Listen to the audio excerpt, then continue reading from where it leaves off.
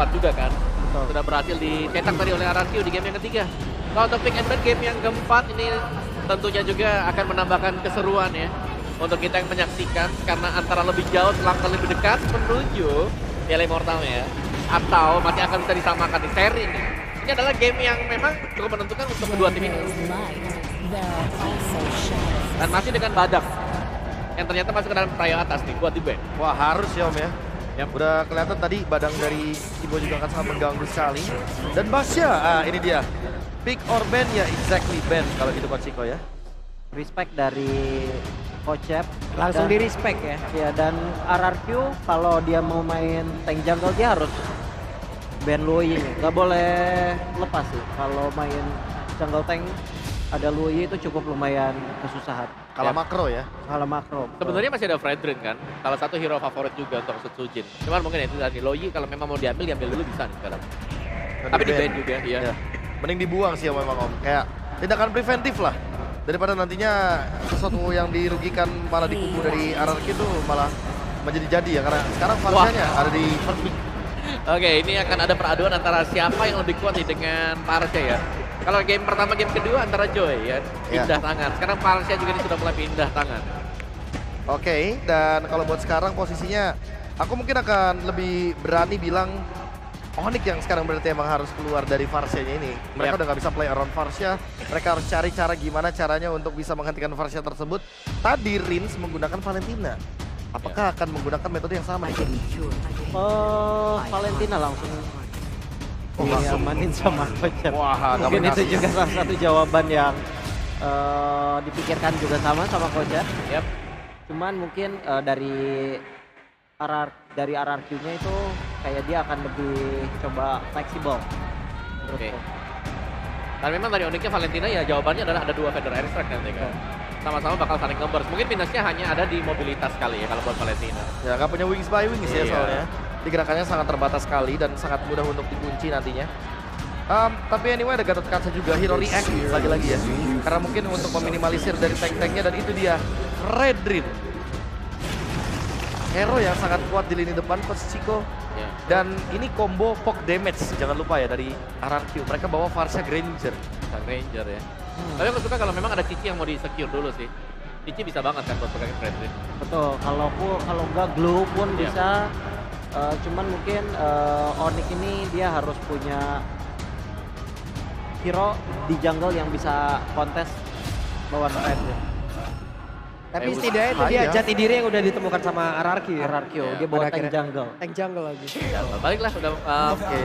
ke setup dan juga mungkin lebih ke zona nyaman untuk Sutsujin nih. Betul. Buat jungle-nya dia juga ya. Hayabusa Aku sebenarnya agak kira- resiko kalau ketemu dengan Fredrin. Iya, iya. Ya, tapi kemungkinannya untuk mengejar antara Granger dan Parsha di belakang. Aku kira tadi bakal menuju ke export loh. Ya. Karena seperti kita tahu ya, untuk menahan di lini depan dan untuk pegangin Fredrin juga sangat memungkinkan sekali. Hilda ya. Meminimalkan gangguan terhadap Hayabusa yang sering kita lihat juga. Hildanya taruh di XP, udah dia bisa jalan sendiri dan pastinya akan menutup agar Hayabusa tidak akan bisa kemana-mana. Coach Chico lebih suka kalau buat lawan Fredrin, Hayabusa atau Lancelot, Coach? Lebih suka Lancelot sih sebenarnya. Karena kalau Hayabusa itu dia bisa masuk kalau dia punya shadow doang kan. Kalau itunya di trigger itu dia udah nggak bisa join team fight atau adu di objektif sih. Jadi lebih Oke. suka Lancelot. Dan top 5 assist ya ternyata.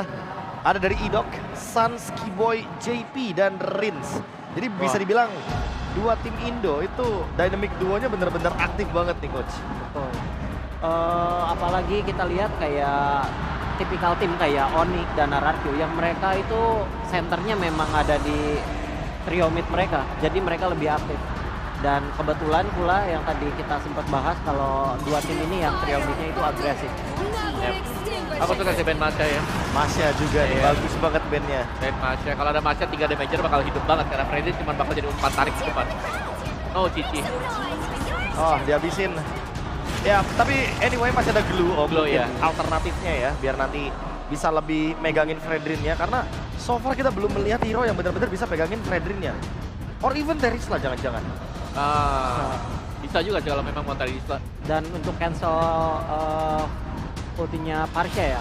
Yep. Nggak, ini burst damage seperti yang Belum. Nah itu. Burst damage di akhir kan disembunyikan nih sama Coach Chef nih. Oke. untuk bisa menghancurkan yang contoh kayak Fredrin atau seperti yang Iya. Tapi kemungkinan besar aku bisa bilang irrital sih. Lagi? yang masuk. Iya. Kari. lagi. Irrital, aku suka splash damage ya. Flash, bisa kena ke Granger. Bisa mainin Grangernya juga kan. Daripada harus head to head dengan Granger sulit. Atau kalau memang banyak hero tank yang dibuka, 1-1. Meskipun resiko tinggi sih 1-1. Oh, ini bergantung sama dua pick dari Retail RRQ ya. Iya. Karena incer backline gitu kan. Dan dia bawa sprint om, bisa ngejar ke arah Parsha langsung sama Granger langsung bener tadi. Wah, Tigreal. Tigreal. Kira momentum. Retail Wan, dengan kalau aku sprint ngeliatnya susah sih. Benedetta. Damager untuk menggantikan Masya. Selain Wan pakai bisa jadi salah satu pilihan sih kalau Iya, aku lebih suka One jadinya gara-gara ada Tigrealnya ya. sama. Grill Bennett dia bisa kabur banget. Ya, daripada harus per-trigger ya atau pengguna dari Purify. Gimana kalau Moskov? Tiba-tiba ternyata. Entahlah, Main aku- dari depan. Aku cukup ragu kalau ngeliat Moskov Indonesia. Karena, wah iya emang lumayan sih. Karena balik lagi ya, job desk-nya mostly farming. Nah, Dan seperti kita lihat, oh memang ini masalah di Granger Farsianya. Pasti kena pok dikit susah untuk Iya. Moskov sebenarnya. Kiri di retail tetap. Purify tapi ya harus. Purify apa sprint? Purify. Purify. Aku Purify. Purify. Iya. Purify. Tahu-tahu Savero bawa sprint. Tapi bisa loh. sebenarnya. Nah. Kalah memang yang depannya kuat banget ya. buat Nah, support dia boost pede ya. nunggu Terizlanya memang harus ulti duluan. Ya wes, kalau begitu ini dia. Deretan nilai memang sudah berhasil diamankan. Jadi tanpa berlama-lama lagi langsung saja. Para caster kita sikat. Thank you so much untuk panelis kita. Wow, lihat velodrome benar-benar penuh dari ujung ke ujung dan bahkan di festival sudah banjir lautan manusia. Kita tentunya berada di grand final yang luar biasa. Dua raja memperebutkan satu Immortal Champions Trophy. Jadi mari kita berikan semangat yang luar biasa. Gue pengen juga yang di festival tepuk tangan biar yang di luar sana mendengar. Kalau MPL Indonesia benar-benar menggetarkan Jakarta. Tanpa berlama-lama. So Jakarta International Velodrome, mana tepuk tangannya? Let's go to the lane of down. Bounce back dari RRQ yang akhirnya juga membuat tamparan buat Onyx. Dan kita akan melihat kerajaan mana yang nantinya akan runtuh terlebih dahulu. Karena riset telah dilakukan dan Keyboy sudah mulai ter-trigger satu buah revitalize-nya. Onyx gak mau lagi nih mereka kalah poke, kalah dari segi bagaimana resource-nya keluar. Dan akhirnya udah mulai ditambahin lagi CC powernya nih. Yes, RPM yang kendor di Onyx di game yang tadi ini langsung mereka perbaiki. Setidaknya walaupun mereka punya satu kesempatan untuk bisa disengage, tapi setidaknya RPM-nya ditentukan dengan hal yang sama. Karena kondisi kali ini, head to head antara jungler tank dan juga jungler assassin ini akan cukup berbeda. Kairi akan cukup berat di early game dan bahkan lihat, Kairi bahkan mengeluarkan retribution-nya. Di depan sana satu buah Shadow berhasil di-trip, bahkan perpasukan dari tim Onyx gagal mendapatkan first blood, tapi satu poin yang sangat mahal, Flicker terpop up. Karena memang belum ada level 4 juga ya untuk Kairinya. Sementara untuk Settlement Emblem-nya memang menggunakan Rapture dan Festival of Blood untuk Toy. Mengandalkan sustain-nya, namun jangan lupakan Master Assassin. Ini yang akan dibuat dari Savero akan memberikan pressure lebih besar lagi. Agak sedikit berbeda, Sans. Ini dengan Quantum ya, yang biasanya kita ngelihat untuk bagaimana Valentina kan fleksibel banget ya. Tapi lihat di arah top lane, Shadow kill! Terbagi! Hidok yang berhasil menyelamatkan para pasukan dari RRQ dari First Blood. Tapi dibalik itu semua, dengan kondisi tampil yang terbuka, informasi yang mahal adalah Kairi tidak bisa kontes harusnya. Iya, tapi dua resource flicker tadi udah lumayan ke-trigger juga ya. Kan menjadi informasi yang cukup baik. Tapi lagi-lagi, adanya tank jungler versus assassin ini agak sedikit berat untuk Onyx bisa menguasai objektif Turtle 1. Ya, tapi daerah menunjukkan batang hidung di depan sana mencoba untuk melakukan delay untuk para pasukan dari tim RRQ. Dan retribution sudah pasti didapatkan oleh Susujin. Meanwhile itu, berada di level 4. Apakah ada implosion? Dan bahkan di depan sana, tertarik begitu saja. Hammer menating Tempest Blood di tangan para pasukan dari tim RRQ. Para pasukan dari tim Onyx bahkan Riz masih bisa selamat Savero. Damage yang masih belum cukup karena di retail. Staking dari scaling hero-nya masih belum maksimal. Tapi turun ke bawah udah menjadi sebuah keputusan yang tepat untuk Savero. Karena kalau tidak Onyx tadi lulata. Shadow kill! One last hit from Kairi. Berhasil menutup jalan para pasukan dari tim RRQ, tapi Susujin mencoba untuk bertahan seorang diri di depan sana dan selamat. Avatar Guardian mencoba mendapatkan Susujin dan ter-take down. Pertukaran yang mahal. Sosujin ditukar Keyboy, totally worth it untuk Onyx yang sedang under. Dan ini adalah masalah dengan adanya tank jungler ketemu dengan adanya hero-hero yang bisa megangin. Emang selamat dari Lutfi, tapi tidak dengan adanya Keyboy yang langsung juga nge-backup dan akhirnya Onyx menukarkan turtle yang mereka relakan untuk RRQ dengan point kill yang mereka terlihat cukup memaksa. Tapi seenggaknya ini worth untuk mereka.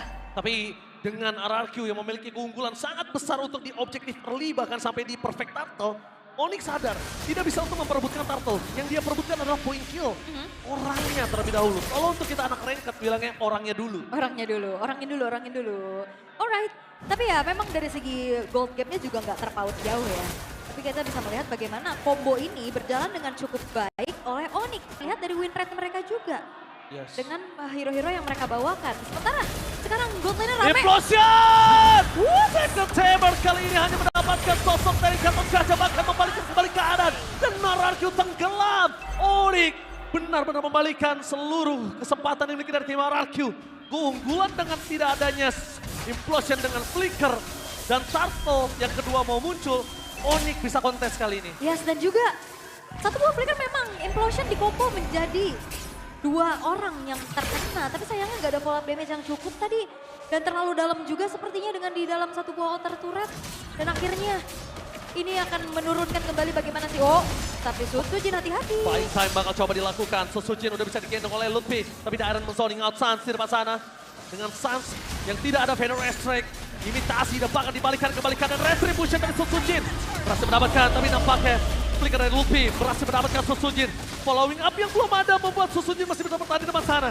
Lutfi yang akhirnya terperangkap di dalam perangkap sang raja. Kehilangan satu point kill menjadi kerugian si Onyx. Lihat gold yang benar-benar unda-undi kalau kata Budi Mongstar. Membuat RRQ hanya unggul 100 gold. Dan kalau di mata kita para caster 100 gold is nothing sebenarnya. Benar, hampir kayak nggak kelihatan ya bahkan. Dan kali ini RRQ kembali menunjukkan bagaimana mereka bisa mengontrol objektif dengan begitu baik, terutama memaksimalkan adanya tank jungler dengan begitu baik. Dairon yang memang coba untuk langsung menargetkan dirinya menuju ke arah Sans ini tidak akan nyaman Sansnya. Apalagi juga bisa mirror nantinya untuk lane jauhnya. Sementara outer turret top lane berhasil dikantongi pula oleh Toy. Keuntungan berlipat ganda kali ini berhasil untuk diamankan oleh RRQ dan Onyx.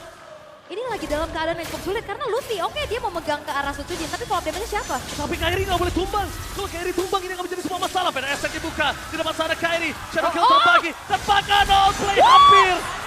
Dia menggagalkan sosok Kairi untuk meng-outplay. Dia adalah raja yang pernah turun ke MDL dan bangkit ke MPL. Dia Dairon. Dairon, wow satu outplay yang begitu manis. Berhasil untuk bisa mendapatkan nyawa dari Kairi dan itu adalah poin yang sangat-sangat mahal bermodalkan dengan adanya satu buah heptasis.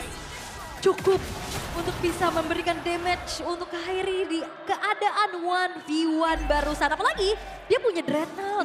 Jadinya dia bisa sedikit menahan apa yang sudah diberikan oleh Kairi itu sendiri. Karena kue Shadow, dan kalau tadi mungkin gak Dreadnought, itu Kairi outplay. Ya. Udah pasti FYP 1 minggu, tapi kali ini Dreadnought yang menggagalkan itu semua.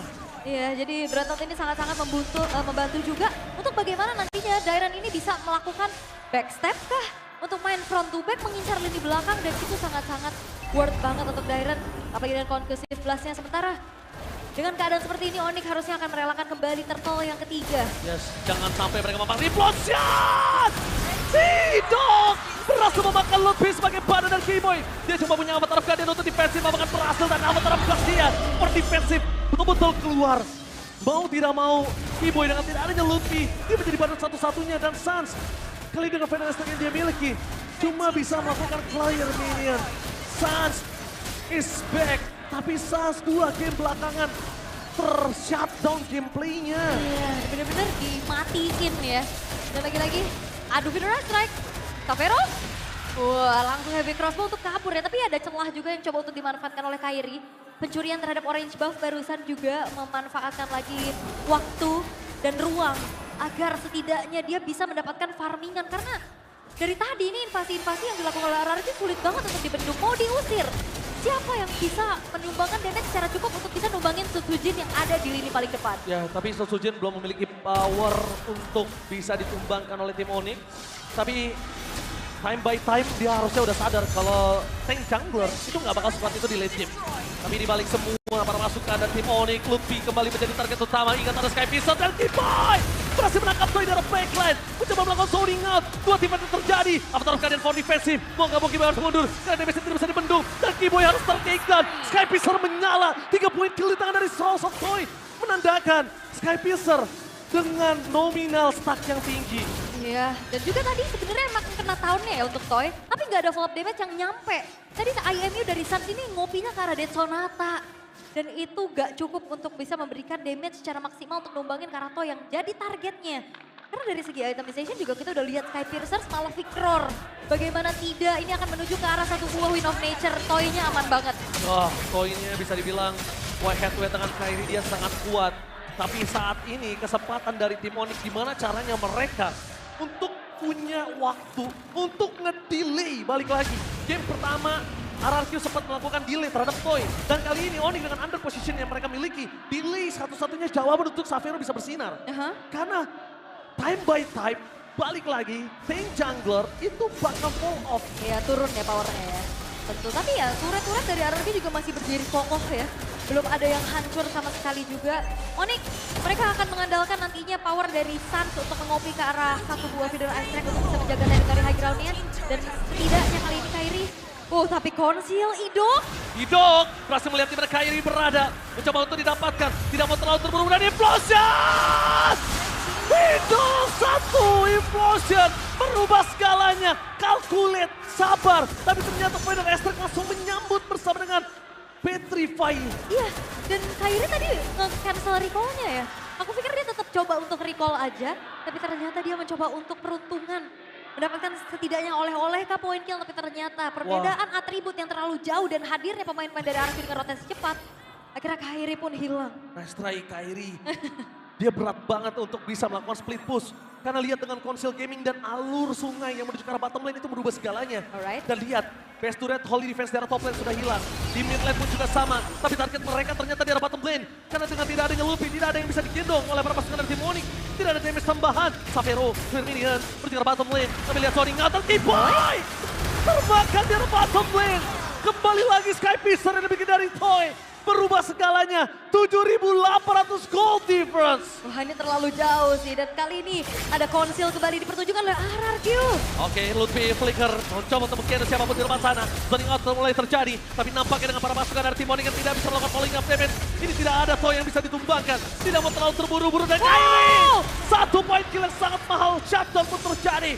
Dengan sangat mahal, mereka mencoba untuk membalikan kembali keadaan. Tapi nampaknya Dairen mendeteksi di mana keberadaan dari Lutfi. Dairen tidak mau terlalu terburu-buru. Satu kos Shadow udah mulai menyangkut. Tapi dengan adanya Shadow Kill yang terbagi dengan adanya Kairi masih menyangkut. Kuat Shadow terakhir membuat Dairen ter-take down di dalam outer turret. Walaupun tadi udah sempat pindah target ke arah Little Wonder, ternyata itu dia Kuat Shadow yang nyangkut menuju ke arah Dairen. Satu Avatar Guardian, Sotsojin, Sakratul Maut dan hati-hati Sotsojin! Kali ini berhasil selamat. Kairi terkena outplay dengan ada kombinasi Riz dan juga Sotsojin. Miscalculate. Kairi ini benar-benar harus calm down. Karena kalau bisa gue lihat, Riz yang mungkin tidak calm down di game 1. Dia malah berbalik sekarang. 2 game terakhir dia benar-benar calm down banget. Wah, tapi lihat calm down yang di festival luar biasa. Antusiasme yang begitu ramainya. Halo festival, mana tepuk tangannya festival? Gila lautan manusia itu dia. Tepuk tangan festival, satu tepuk tangan aja menggetarkan Rawamangun. Rawamangun ya. Alright, tapi dengan momen-momen tadi ya, flicker yang coba untuk dikeluarkan oleh Lutfi mengunci ke arah Toy. Akhirnya ada upaya yang berhasil dilakukan oleh Onyx untuk bisa mempersempit ketertinggalan mereka. Betul banget. Itu tadi benar-benar flicker yang berani banget dan untungnya dapat Toy. Dan mahal banget. Iya, dan dapat kill. Itu benar-benar tugas Kairi yang nyambut ya. Dan ya, RRQ mereka juga nggak... Implosion! Tapi Purify berhasil didapatkan karena target utama mereka karena Lutfi. Kembali lagi dengan tidak adanya Lutfi, tidak ada yang bisa digendong. Itu yang menjadi sebuah poin mahal untuk RRQ. Sedangkan kalau ada Lutfi, semua tim RRQ bahkan Sotsojin sekalipun yang keras, itu akan sebuah masalah. Riz, flicker for defensive dengan Wiz by Wings. Dan satu buah Shadow mundur ke belakang Kairi mencoba untuk balik kembali. Tapi dengan tidak adanya Kiboy, mereka Avatar of Guardian for defensive berhasil menghindari perangkap dari RRQ. Oke. Dan sepertinya B-Boy masih bisa mundur dan Sans dia aimnya terhadap Fredrin. Sehingga tidak ada follow up damage yang bisa disumbangkan lagi untuk mengusir pemain-pemain dari RRQ. Sementara memang dari Onyx mengetahui ya, mereka kurang jumlah. Mereka nggak akan paksa dari Lordnya cari angle yang lain di mana Kairi mendorong satu wave di arah tengah. Tapi sadar gak sih, yang dilakukan para pasukan dari tim Onyx adalah mendelay. Mendelay agar Ludwig kembali lagi datang ke lane of down. Oke. Walaupun mereka terlambat untuk set up perikara turtle, tapi waktu yang mahal sampai Ludwig bisa datang lagi ke lane of down, itu udah enough. Enough ya, udah cukup ya. Alright, tapi untuk kali ini upaya untuk bisa mendobrak lini pertahanan dari Onyx oleh RRQ. Tinggal gimana caranya mereka memberikan eksekusinya lagi. Onyx juga lagi kelimpungan, bagaimana mereka melakukan targeting. Siapa yang harus di-lock dulu, Toy-nya kah? Atau Rinsnya sebagai sumber damage dealer terbesar dari RRQ untuk saat ini. Karena tadi upaya ke Rins oke berhasil, tapi Rinsnya jadi bebas banget. Ya, dan Rins kali ini harus di-copy sama Sans, atau bahkan Sans melakukan copy terhadap Idok. Itu dia butuh badan. Ingat, kalau Sans ngebuka badannya, tandanya magical damage dari tim Onyx udah nggak ada lagi. Sedangkan continuous damage yang mereka miliki antara Sans atau Savero. Kairi, selama nggak ada Quest Shadow, selama nggak ada Shadow Kill, Kairi nggak bisa berbuat banyak. Iya, sangat-sangat ya tertahan dari segi power hero-nya juga. Tapi memang Lordnya akan dibiarkan terlebih dahulu tuh. Jalanin wave tengah agar ada trillion push yang akan bisa dimanfaatkan oleh RRQ. Tinggal gimana caranya Onyx mereka akan dipertanyakan defense manuvernya. Body block telah dikeluarkan oleh Suzuki. Di arah bottom lane mereka sudah membuka satu buah turret. Dan bahkan di tengah base turret menuju ke arah top lane. Sans masih punya implosion. Target para pasukan dari tim Onyx. Mereka udah mulai harus satu target. Karena kalau tidak, tim RRQ sudah bisa mendapatkan best turret dengan ompong. Dan itu dia, ompong melompong. Oh ya, walaupun memang ompong melompong tapi Onyx masih punya kesempatan untuk memperpanjang bagaimana game ini berlangsung. RRQ, mereka cukup berpuas dan bermain disiplin dengan hancurnya 3 base turret dan Lutfi, flicker, menuju ke arah Riz, mencoba digendong, tanpa ada following DMS, dan bahkan implosion dari Sans menuju ke arah Sotsojin. Avatar Guardian for nothing, membalikan kembali keadaan, Kimo dengan jalan untuk pulang, dua tim yang berbeda, Dana melakukan buying time, dan bahkan Dana tumbang, Savero still survive, bersama dengan Lutfi, kali ini yang ditumbangkan Kimo di depan sana, tidak ada badan. Onyx tidak punya badan, Onyx punya Sans, Savero dan Kairi, mampukah mereka bertahan? Oh, mereka mau paksakah? Dengan 4 pemain mereka unggul jumlah dan sekali ini mereka bakal mengawal Lordnya juga minionnya. Oke, minion yang mencoba untuk mulai masuk mencegah base turret, kami lihat mau terjadi di implosion! Target utama mereka Savero dan terdeckdown, gak ada magical damage. Kalau Sans juga tumbang, karena sosok dari fisiknya sudah hilang. Jadi ini Pacara, dua sama di depan mata untuk para pasukan dari tim RRQ. Kalau monster takedown dan tim RRQ bangkit dari kekalahan 2-0. Tidak butuh Lord dan RRQ berhasil untuk menyamakan kedudukan. Tidak semudah itu untuk sang Raja Langit tentunya. Keadaan diimbangi. Dan bahkan itu dia game by game. Dari Onyx berhasil mendapatkan 2-0. RRQ menyamakan 2 sama. Inilah grand final yang sudah kita nanti. Benar. Grand final 4-3 akankah terjadi untuk siapapun? Karena kita merindukan grand final 4-3. Reset cepat, itu dia. Mentalitas begitu luar biasa dari para rookie yang ada di RRQ. Mereka berhasil untuk bisa mendapatkan poin demi poin. Bounce back mereka tunjukkan dengan begitu baik. Dengan draft yang begitu juga ikonik ya. Membawakan Benedetta EXP, targeting, positioning. Yang akhirnya membuat mereka menyamakan kedudukan untuk saat ini. Grand Final Best of 7. Yes, Best of 7. Yang kita nanti semua gamenya akan didapatkan. Tapi itu dia. Permainan dua tim fight yang berbeda, Ul. Ya, tentunya bagaimana memaksimalkan inisiasi yang begitu baik juga. Fredrin, jungler yang bisa memegang dan akhirnya membuat power dari Assassin juga ini semakin turun. Karena nggak bisa menang objektif. Ya, dan mereka nggak bisa membawa game ini ke late game. Yang tandanya Savero belum di scaling up maksimal. Dan para pasukan dari tim Onyx harus reset. Karena RRQ sudah reset. Game selanjutnya, match point buat siapapun. So, tanpa berlama-lama, panelis, take it away!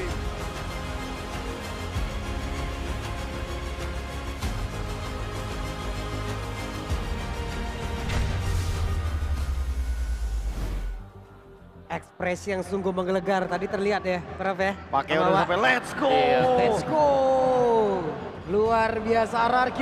Gokil. Akhirnya menjawab apa yang sudah menjadi pertanyaan bagi mungkin kita berempat tadi ya. Yap. Dari game yang pertama, mereka benar-benar menjawab di game ketiga dan keempat. Ya, main gak sebagai tim, udah dijawab di game yang ketiga. Ya. Tapi untuk karakter yang tadi kita bilang ya, tank jungle. Mereka semakin membokkan itu Udah, semua ya. oke kita stick to the book tank Yap. jungle.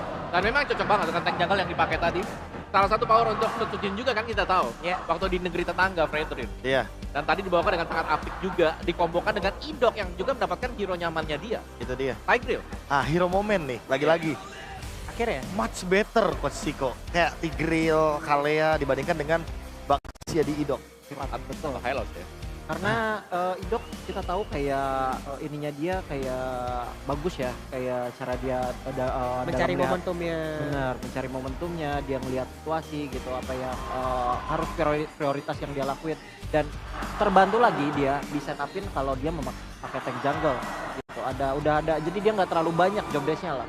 Nggak harus bukain, tank jungle-nya juga lebih mandiri, jadinya dia juga jadi lebih enak. Kelihatan Oke. nyaman. Jadi ya teman-teman, dan ini udah sedikit highlight dan juga MVP kita tadi mungkin yang emang udah terlihat kali juga ya. MVP-nya. MVP-nya kira-kira. Apa? Siapa? Tigreal ya harusnya. Ya. Siapa? Kira-kira siapa? Idok. Idok? Idok akan menjadi MVP untuk Idok ya? game yang keempat. Ya kalau aku feeling sih ke arah Idok ya, karena Idok. inisiasinya emang nggak main-main.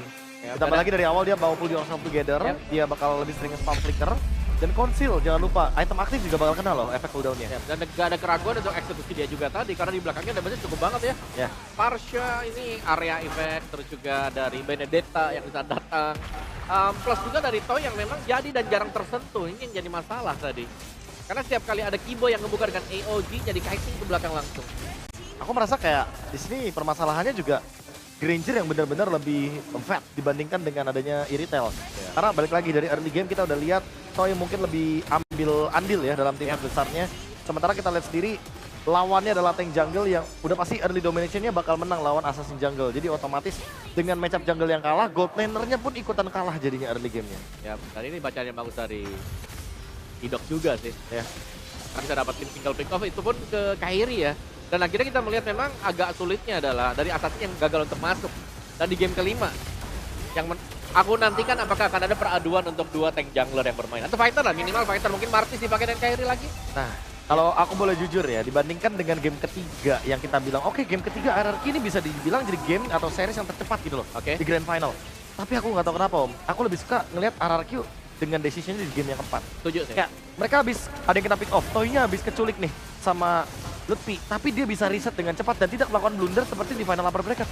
Ya, yang kita lihat. Setuju gak? Tiga. Iya, aku setuju sih. Mungkin hero-hero tank jungle yang lain bisa keluar, Om. Tapi siapa nih contohnya? Akai kan? Akai, Mungkin bisa Akai Baxia. atau Kalau Barat saya agak trauma ngeliat ya. Kalau Barat. wah, buset deh. Mungkin Gwyn, Kairi. Oh, Gwyn, Oh, iya. iya. Gwyn juga bagus, Gwyn juga bagus buat megangin Atau, Fredrin. atau bahkan Kaja sendiri kalau memang masih mau dibawakan. Mungkin bisa juga, cuman mungkin kalau Kaja tuh menurutku kalau Onyx pakai itu ketergantungan ya Special sama case ya? posisi. Karena Kaja kalau di jungle kan dia nggak bawa flicker kan, Iya. Prof. Jalan Iya, kaki iya, dia. Iya, iya. jadi mungkin kayak butuh entah Laluoyi kayak seperti combo yang dia pernah bawa gitu sebelumnya. Kalau Atau sendiri kayaknya kurang mandiri sih. Atau satu hero yang dipakai di playoff yang baru sekali juga, Julian. Julian pun oke, cuman aku berharap ada jungle tank lawan tank jungle tank sih. Udah Kalau cukup Ayo ya. tank lawan tank aja deh ya. Tank lawan Tank tank lawan ya. tank lah. Nah, kalau aku berpikir dari kemarin ya, kayak kalau kita ngeliat dari RRQ Hoshi, aku kayak lebih takut dengan Fredrinnya dia dibandingkan dengan Baxia. Nah, kalau let's say kita berbicara dari POV coach. Karena aku sering banget ngelihat RRQ ini kalau udah pegang Fredrin, mereka nyekeknya nggak lepas. Ya kuat banget. Kuat banget, rekat banget pokoknya dengan efek dari energy eruption dan segala macamnya. Ya, apalagi Fredrin di sini bukan tipikally yang bisa tertinggal untuk farmingnya sih. Itu Oke. dia. Kayak dia cepat untuk bisa clear lane dan juga sekali Cycle-nya. benar sekali dia dapetin untuk peraduan dari Turtle juga kan cepet sekarang di Iya. buff kan. Nah, makanya kenapa aku bilang kayak better mungkin yang diadu atau di trade adalah Baxia-nya dibandingkan dengan Fredrin. Karena Baxia masih ada jawabannya, masih ada Alpha Matilda coach. Iya. Betul. Aku juga setuju sih. Lebih better ini apa Baxianya karena Fredrin ini terlalu apalagi kalau misalkan kombonya kayak Granger, kayak dia Parsha gitu, hero yang enak kalau misalkan musuhnya Pegang ya. dipegang gitu. Tapi- Kayak dia tinggal ngepok-ngepok aja gitu. Tapi kalau dilihat dari draft game 1, game 2, game 3, game 4, ini kayak ada keseimbangan loh. Game 1 dan game 2, Onyx kayak kreatif banget. Iya. Di game 3 dan 4, Onyx stuck. Yap. Sementara itu dari RRQ yang kreatif banget loh. Memadukan yang ini gitu. Lebih ke ini kan, saling tutor yang 1-2 kan Joy, 3-4 Parse. Nah, 3-4-nya Varsha. Atau tank jungle tutornya Om. Tank jungle juga Tank bisa. jungle. Oh, Karena seperti kita tahu ya, tank jungle emang menangnya lawan assassin. ya. Dan itu yang ngebuat kayaknya Kairi benar-benar tertutup banget. Seperti yang kita lihat di game yang keempat ya. Dia makin benar-benar kayak terblokade semua farmingannya. Kalau kita ngomongin game yang ketiga, masih ada farming loh buat Kairinya. Tapi game keempat, walaupun gamenya lebih lama, tapi pattern farmingnya benar-benar tertutup banget. Ya, cuma kalau lebih miris mungkin yang ngeliat item dari Lutfi meskipun dia udah bagus banget tadi juga. Beberapa pecahan sebelum jadi antik Viras itu pun di menit yang ke berapa tuh? 10 loh baru jadi. 6. 10 gak sih? Antik 6, ya? sorry, antik 10, tapi Iya, ya, antik untuk di item-item 10. lainnya dia kayak